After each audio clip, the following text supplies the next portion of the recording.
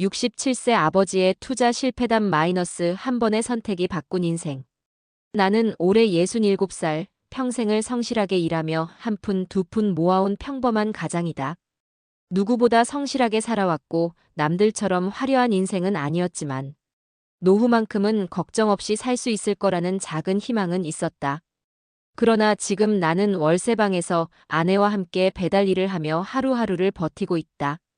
단 한 번의 잘못된 선택이 모든 것을 바꾸어 놓았기 때문이다.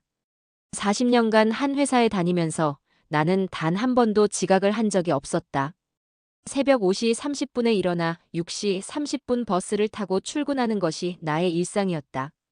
회사에서는 성실한 김 과장, 믿을 만한 김 부장이라는 말을 들었다.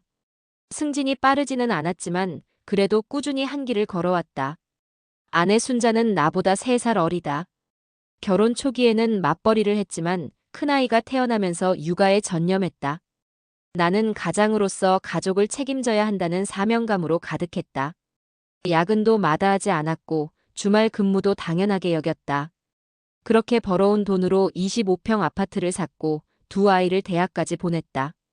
큰아들 준호는 지금 대기업에서 과장으로 일하고 있고 둘째 딸 미영이는 간호사가 되어 병원에 다니고 있다. 아이들이 모두 성인이 되고 자리를 잡자 나는 비로소 내 인생을 생각할 여유가 생겼다. 2022년 정년 퇴직을 하고 난 뒤 처음엔 자유로운 듯 했지만 곧 허무함이 몰려왔다.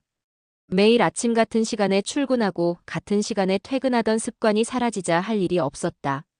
오전에 일어나서 신문을 보고 점심을 먹고 오후에는 동네를 산책하거나 TV를 보는 것이 전부였다. 퇴직금 4억 원과 그동안 모아둔 저축 1억 원이 있었지만 그 돈으로 평생을 버틸 수 있을까 하는 불안이 밀려왔다. 물가는 계속 오르고 병원비를 생각하면 언제 바닥날지 모른다는 공포가 나를 짓눌렀다. 특히 주변에서 들려오는 이야기들이 불안감을 키웠다. 요즘 노인 의료비가 얼마나 비싼지 알아? 한 번 큰 병 걸리면 몇 천만 원은 기본이야. 우리 때는 연금도 얼마 안 되고 결국 자식들한테 손 벌려야 해. 이런 말들이 귀에 콕콕 박혔다. 아내 순자 역시 불안해했다.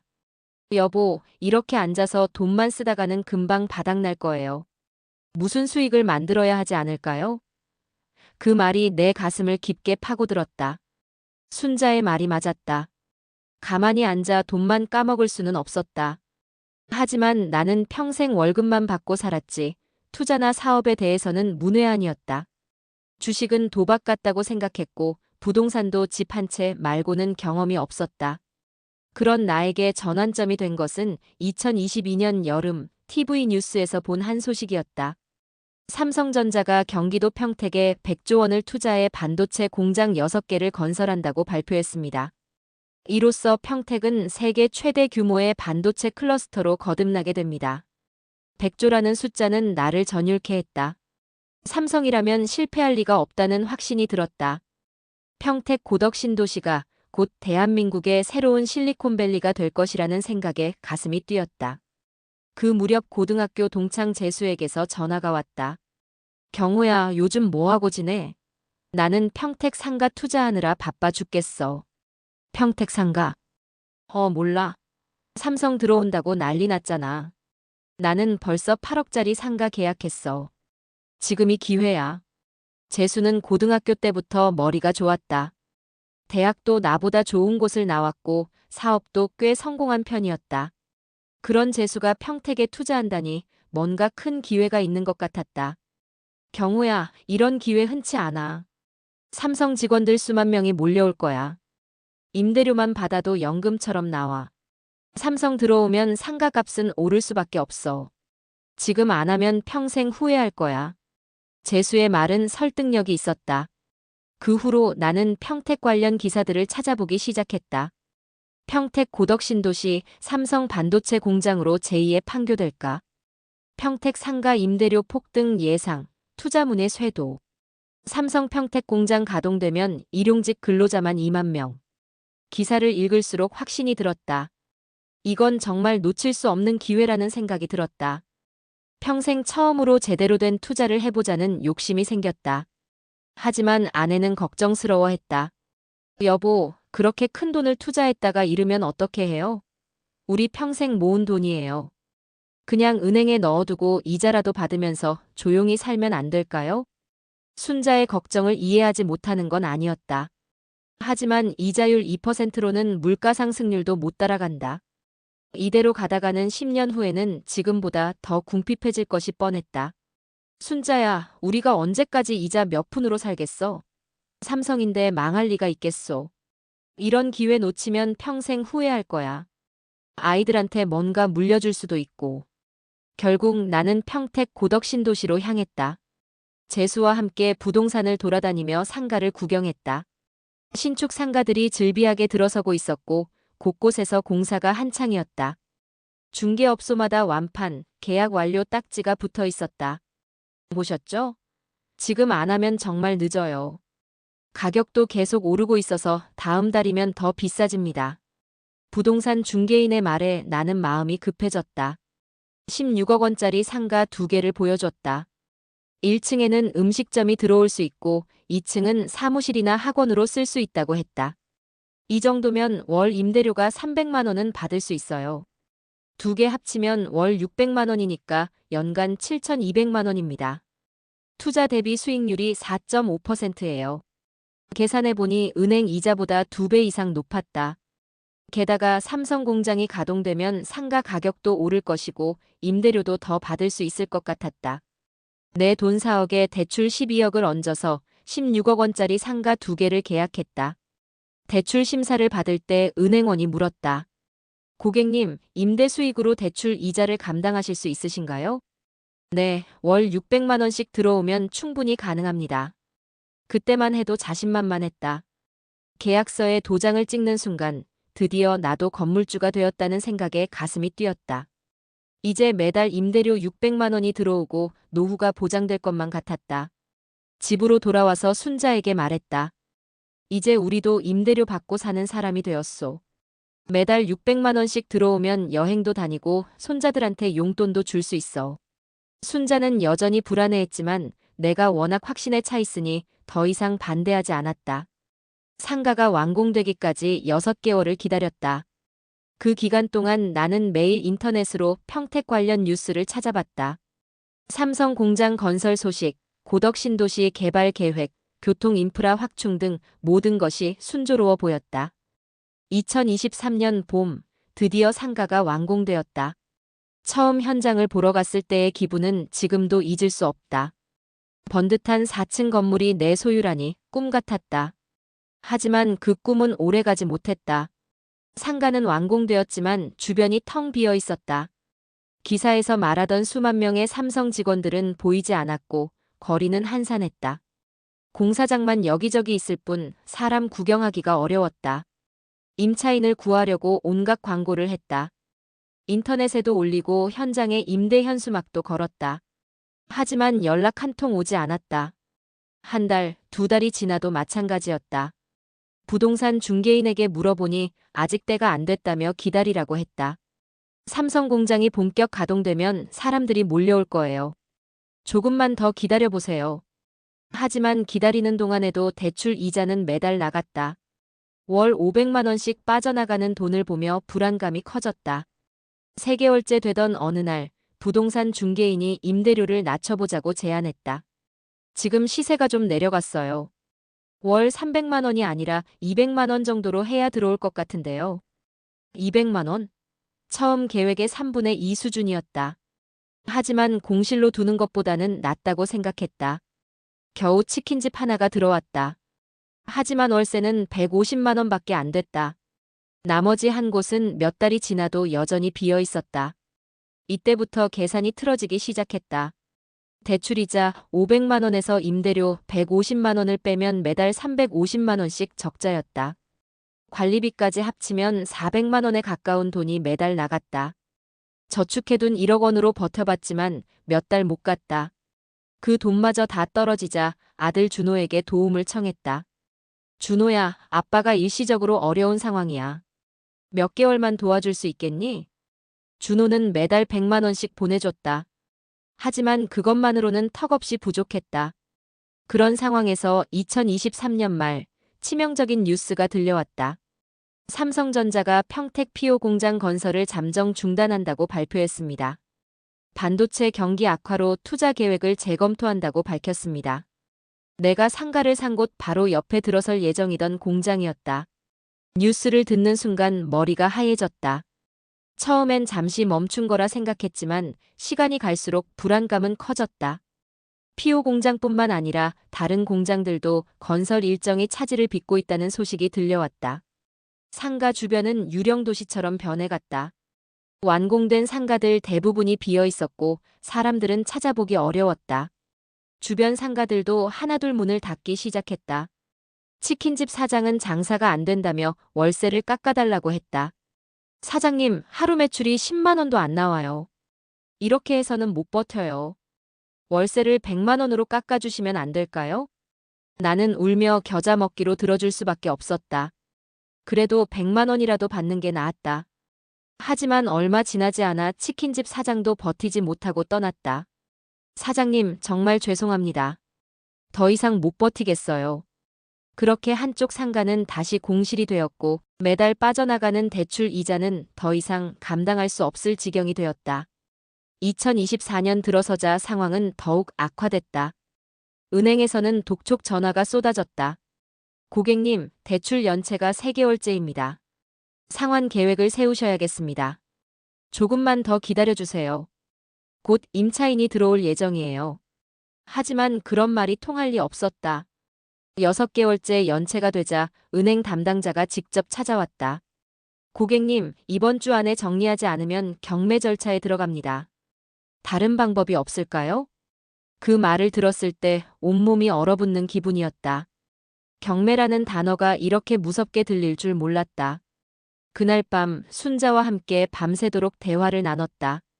여보, 이제 어떻게 해야 할까요? 집이라도 팔아야 할까요?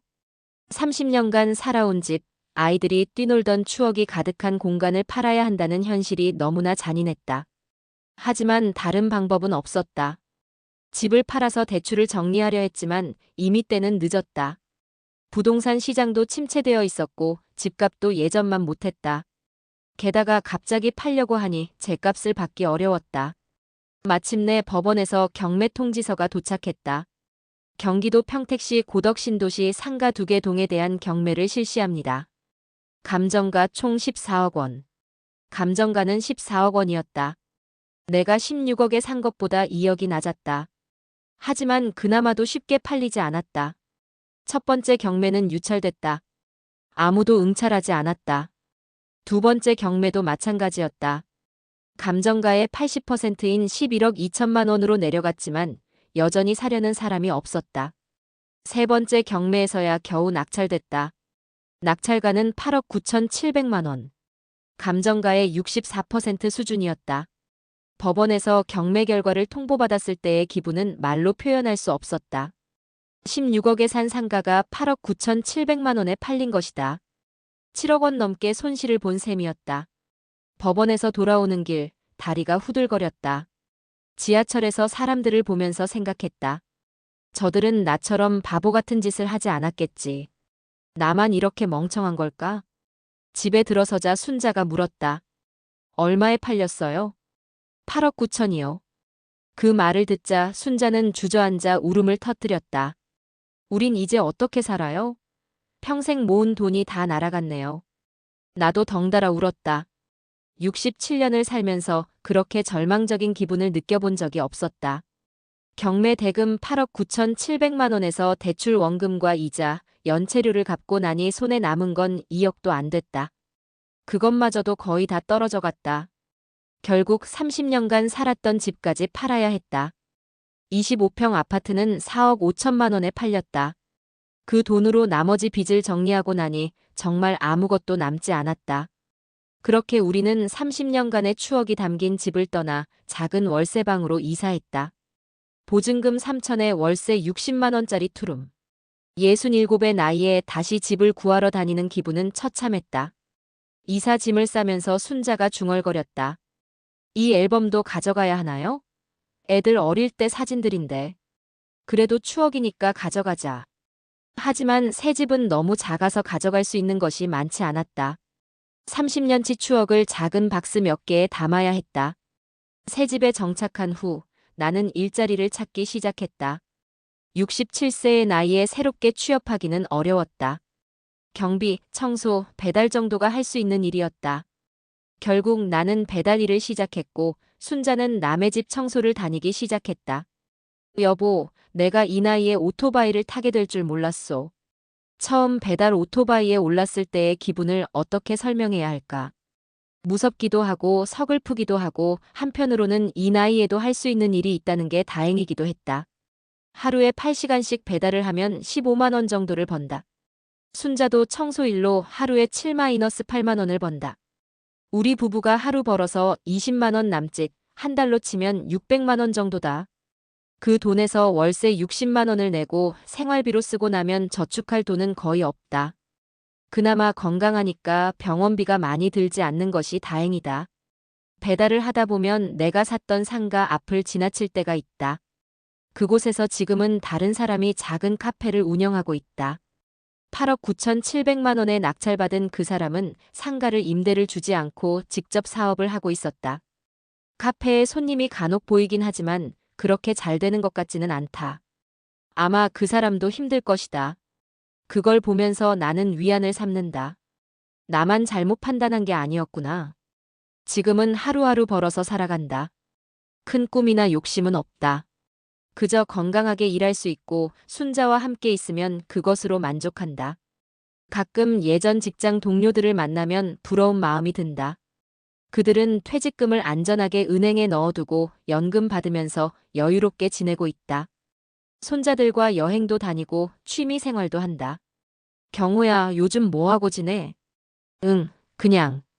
이것저것 하면서 지내. 구체적으로 말하기가 민망했다.